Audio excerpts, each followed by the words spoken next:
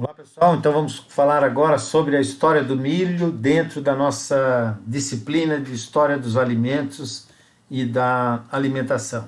Bom, junto com o arroz e o trigo, aí, né, essa tríade de cereais, o milho é uma das safras líderes, aí, fonte de alimento, tanto humano quanto animal, mas também muito utilizado em outras fontes, como indústria de petróleo, indústria de tecidos, né?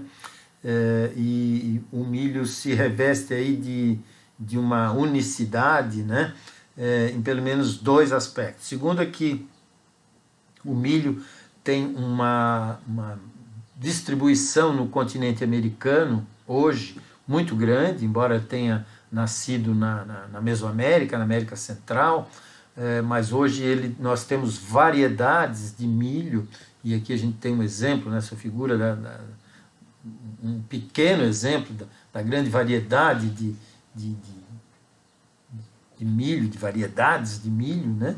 Mas nós temos milho aí adaptáveis ou adaptados, né, a regiões muito extremas, como o sul do Chile, na Patagônia chilena, até regiões bem frias do Canadá e também de grande altitude, como os Andes, aí chegando a ser cultivado até em regiões de 3.400 metros acima do nível do mar, bem como em ilhas do Caribe. Né? O segundo lugar é essa variedade na morfologia genética e diversidade estrutural. Né? É, o, o, nós temos aí uma grande variedade genética do milho. Bom, qual é o ancestral do milho? Né? O milho já surge, esse ancestral já seria muito parecido com o milho atual. No início do século XX, houve uma grande polêmica sobre qual seria a origem do milho. Né? Então, havia uma corrente que dizia que seria uma hibridização de um parente próximo do milho aí, e do Tripsacum. E uma segunda corrente científica dizia que o milho selvagem mais antigo, como ancestral do milho, seria o teocinto. Né? Hoje, evidências genéticas indicam que um subgrupo do teocinto é o único ancestral do milho, uma descoberta que hoje, no século XXI, já é mais amplamente aceita.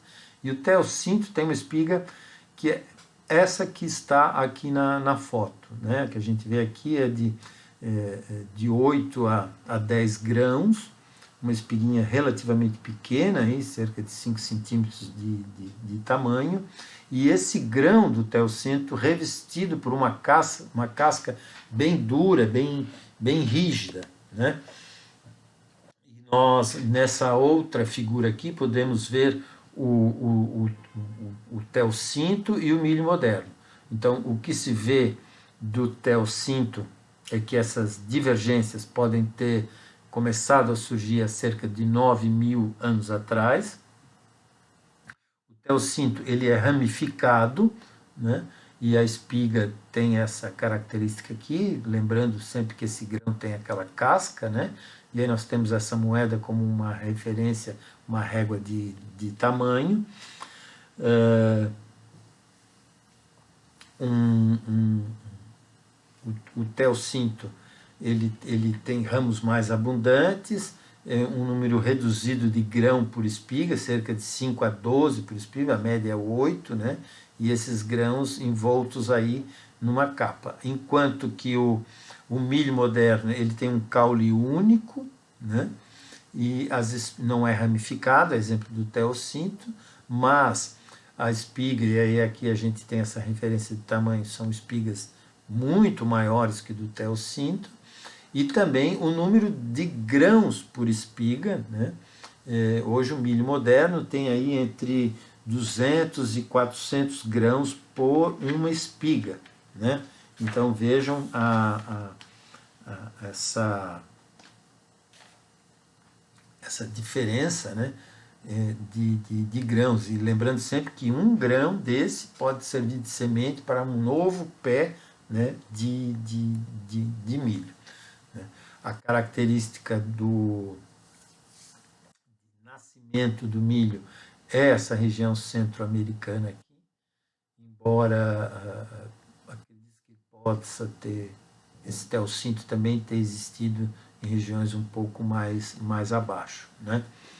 O centro de domesticação do milho, então, é essa região aqui. Nós já vimos esse mapa aqui sobre lá na aula sobre o surgimento da agricultura. Né? Mas eu trouxe ela aqui porque justamente aqui está o teocinto, né, a sua espiguinha, e a partir desse centro, então, de surgimento do milho moderno, que esse milho que nós conhecemos hoje já é o milho, né, das civilizações olmecas, maias, astecas e mesmo incas. Né? E a partir então dessa região aqui, o que nós vemos é alguns números com sinal de menos, né, na frente, indicando antes do presente, e números positivos, então, depois do presente. E, obviamente, com Colombo é que esse milho chega à Espanha, e, por exemplo, chegou a uma corrente que diz que chega à Itália vindo da Bahia, e também tem o milho chegando aos Estados Unidos e depois até o próprio Canadá e toda a região andina aqui há cerca de 4.000 anos atrás. Então essa é mais ou menos o mapa de disseminação, de espalhamento do milho no continente americano, uma vez que o milho é originário então dessa região aqui do rio Balsas. Bom, nós temos um gráfico aqui do consumo de milho por setor no Brasil. Tá? O milho, além disso, deixa eu só abrir um parênteses, na língua tupi, ele era chamado de avate, auate ou abate, mas também é chamado de maíz. Tá? Zé Mais, né, que é o nome científico dele. Daí é que surge o nome, por exemplo, de maizena, vem de maíz, que é na língua espanhola, o milho é muito conhecido como maíz. Né? Mas esse é um mapa do consumo de milho por setor no Brasil. Tá? Então, é um dado de 2007, não é um dado tão novo assim, do Ministério da Agricultura, mas 50% é uso na avicultura e 25% cerca de uso na suinicultura, e outros animais 7%. Então nós temos aqui 82% do uso para alimento animal, cerca de 1% para reserva de plantio, ou seja, para sementes, 6% reserva da propriedade e 11% para uso industrial e humano. Então veja que o volume de milho, hoje em volume, o milho já ultrapassou o arroz e o trigo em milhões de toneladas na produção mundial, mas para os povos sul-americanos o milho sempre representou esse sentimento aí de fartura e de boa comida, né? Então esse cenário aí que nos traz, né, o milho nos remete, eu acho que todos temos uma história meio que afetiva com o milho, se a gente puxar na memória mais antiga, né, de infância, etc., como festa junina, como a canjica em época de Páscoa. Né? O milho ele sempre se revestiu nas festas juninas quase como um alimento sacrificial, né? Fazendo parte daquelas festas juninas ou religiosas, no Nordeste brasileiro, tem festa de Cosme e Damião, as próprias festividades juninas ligadas a alguns santos, Santo Antônio, São Pedro, São João, né? Então sempre tem o milho sempre teve essa ligação, né? E o milho sempre esteve muito associado, né? Também, novamente, assim como a mandioca, que nós falamos na aula anterior, essa fusão da cultura negra africana com a cultura indígena brasileira, dando origem a esse alimento que tornou a alimentação brasileira, ou a alimentação brasileira, tão rica. Mas também aqui tem um terceiro elemento de influência, que é a cultura portuguesa. Uma cultura portuguesa, os portugueses, quando chegam ao Brasil, tinham sofrido uma grande influência da cultura magrebiana. O Magrebe é a região do norte da África, que é chamada de Magrebe, onde hoje a gente pode colocar aí como Tunísia, Marrocos, Egito, né? Argélia, que é a chamada África Árabe. E esses árabes dominaram a Península Ibérica, né, Espanha e Portugal, por quase 1000 anos. Então, levaram isso, essa cultura do Magrebe aos portugueses. Então, os portugueses, quando chegam ao Brasil em 1500, ou a partir de 1500, trazem muito a influência árabe na sua alimentação, como é o caso do cuscuz, né? O cuscuz, que a origem marroquina, é feito de sêmola, de trigo. E chega aqui, esse cuscuz alia-se ao milho, e hoje nós temos essa figura aqui, que é o cuscuz feito à base de milho, né? Que é essa fusão de 3 culturas, na verdade 4 culturas, da cultura portuguesa, influenciada pela árabe, pela cultura indígena e pela cultura negro-africana, que traz essa questão das chamadas comidas moles, como a gente vê o próprio angu, né? O angu é algo muito... Quem já teve a oportunidade de visitar o Nordeste ou de pesquisar, o angu é algo muito parecido com o que o italiano chama de polenta, né? E essas comidas moles é uma invenção, eu digo aí, de mão africana, porque se estabelece no Brasil a partir da vinda daquilo que os portugueses começaram a trazer para o Brasil, que são os escravos, né? Os escravos que vieram para fornecer mão de obra para a cultura do açúcar e posteriormente para a cultura do café, né?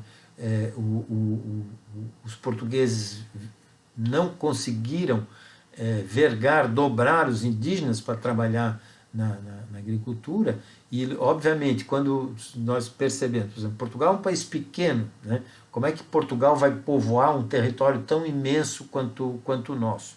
Qual é a força de trabalho que Portugal poderia trazer, né? E aí essa força de trabalho os portugueses foram buscar na África, infelizmente trazidos como escravos, né?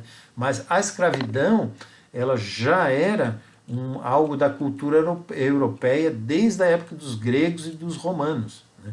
Os romanos escravizavam os povos derrotados nas suas expedições militares, assim como os gregos, assim como os próprios no Antigo Egito.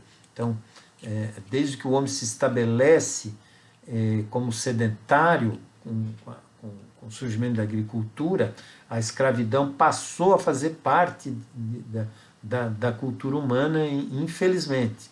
E aí, essa mão de obra africana veio para dar conta da agricultura no país, da monocultura do açúcar. e, como eu já falei na história da mandioca, os escravos, eles tinham lá, eram cedidos para eles, um espaço na propriedade para que eles cultivassem algo para sua subsistência, né? O que foi interessante porque isso depois veio, isso ganhou vamos chamar assim, a Casa Grande, né? Falando do livro do Gilberto Freire, aí, entre a Casa Grande e a senzala, né? Então, alimentos que migram da senzala para a Casa Grande, alimentos então que hoje se encontram espalhados na gastronomia brasileira. E se fala muito das comidas moles, porque as comidas moles, como o angu, como o mingau, e aí nós temos misturas, por exemplo, milho cozido com mandioca, acrescentado de amendoim, o amendoim também é americano, um mingau de milho com batata, né, a batata também é americana, nós temos a pamonha, uma comida mole, a própria pipoca, né? E aí essa tríade, feijão, mandioca e milho, né, forma a tríade da comida típica brasileira. Mas essa comida mole traz, como o angu, como o mingau, como o cuscuz, como a canjica, traz essa característica porque era de preparo em panela única e também digamos, uma comida rápida, que afinal de contas os escravos praticamente passavam 12, 14, 16 horas trabalhando e tinham um intervalo para comer muito pequeno. Então, logo desenvolver uma comida que fosse fácil de digerir, de engolir, e fossem nutritivas. Então, por isso essa mistura aí de batata, de milho com feijão, com amendoim, trazendo essa diversidade, né? E vem então essa grande variedade de alimentos produzidos a partir do milho e da própria mandioca que nós já falamos, né? Então a canjica vem do quibundo aí, canjica, escrito com K aqui, aí nós temos o curau, a canjiquinha, o cuscuz, a papa de milho, o angu doce, angu salgado, a pamonha, né? Vários alimentos que surgem a partir do milho e ganham, né, o território brasileiro, mas o milho se prestando muito, muito bem para isso. Ao ponto que nós temos aqui essa obra de Giuseppe Arcimboldo, que é um artista que viveu na época conhecida como maneirismo, alta renascença, uma obra entre 1563 e 1573, que vocês veem aqui que uma espiga de milho ocupando essa região que seria a orelha dessa figura aqui, né? Então vejo que logo após, não dá 100 anos do descobrimento da América por Colombo, em 1492, mas cerca de 70 anos depois, se a data da obra for 63, ou 80 anos depois, o milho já fazia parte da cultura europeia ao ponto desse pintor representar nessa figura aqui, criada, construída a partir de diversas plantas, e o milho já fazia parte aqui, né? Então, rapidamente, essa é a história do milho. Eu vou deixar uma parte da história do milho, né? Vou deixar no nosso Moodle da disciplina diversos materiais sobre isso, tá? Então, muito obrigado, pessoal, e bons estudos.